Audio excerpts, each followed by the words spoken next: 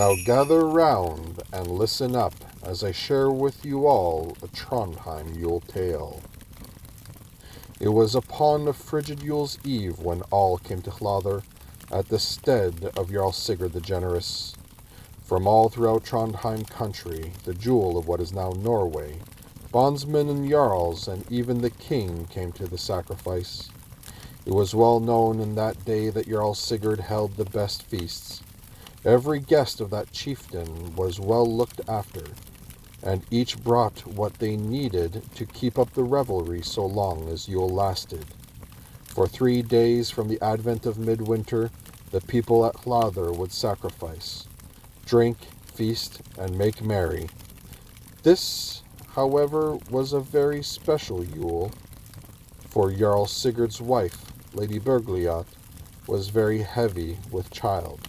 She rested in her bed as the guests came to gather, knowing that soon a great son would be born to Hlother. Her ladies did tend to her every need. They bid well to holy Norns that the baby would come into Midgard blushing and healthy. The Yule log was struck and the fire burned bright, with kettles hung over it all for the night. Then Jarl Sigurd had the Yule boar brought in, processed throughout the farm and then before the king. Each guest then laid a hand upon its bristles, as the brideful horn went round.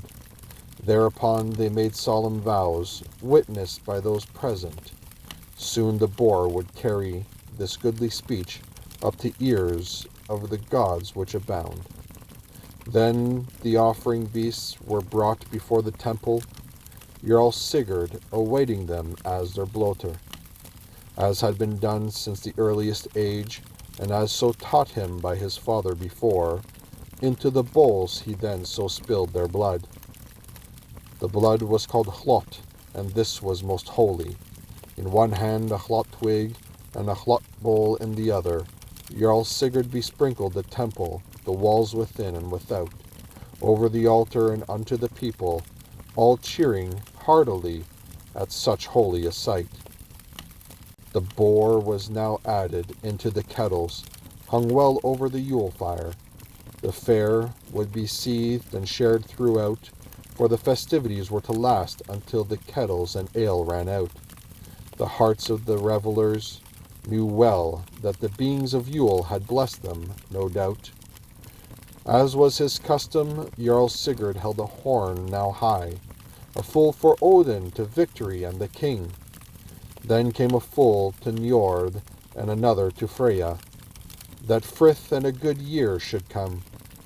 After this the bragful horn was drained with a hearty hail, as was the habit of many.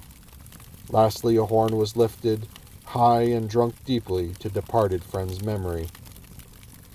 The following morning, amid a boom of hall joy, there came a deep piercing shriek, then a child's cry from Lady Bergliot's room. Jarl Sigurd ran off to welcome his child, many revellers soon following not far behind. Even the king came to that sight, besprinkling the child with water, and then named him just right. King Hakon gifted the boy with his own name, which Jarl Sigurd's father, Jarl Hakon the Wealthy, bared the same. As father and mother held the boy Hakon with glowing eyes, 3 noble skalds came forth with famed words now to tell. First, Ivan, son of Finn, so sung of the line of the boy Hakon, going back generations up to Saming, who was born to Skadi, and Odin after she left Njord for Aesir's king. To Asa's son Queen Skadi bore Saming, who dyed his shield in gore, the giant queen of rock and snow, who loves to dwell on earth below. The iron pine tree's daughter she sprung from the rocks that ribbed the sea. To Odin bore full many a son, heroes of many a battle won. Second, Cormac, son of Ogmund, so sung, reminding the boy Hakon of his father's generosity and deep love for the gods. The child carry on in his custom throughout life and against every odd. Of cup and or platter need has none, the guest who seeks the generous one. Sigurd the generous, who can trace his lineage from the giant race. For Sigurd's hand is bounteous free, the guardian of the temples he.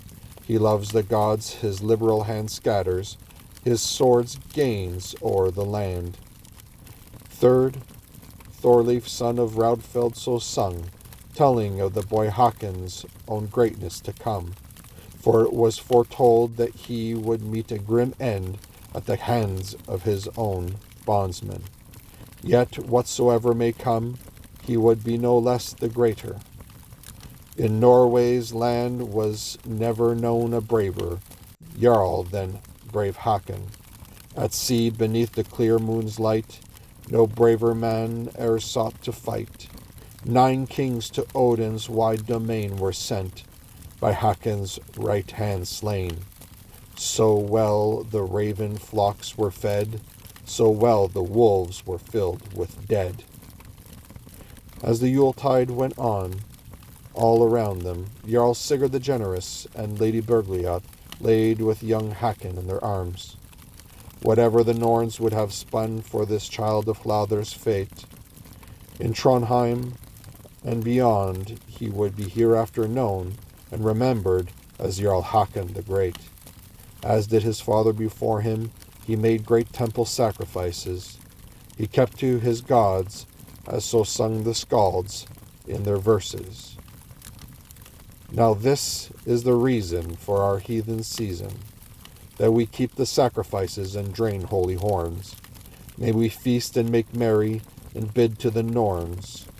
Remember heroes past, such as Jarl Hakon, and keep the old ways so long as they last.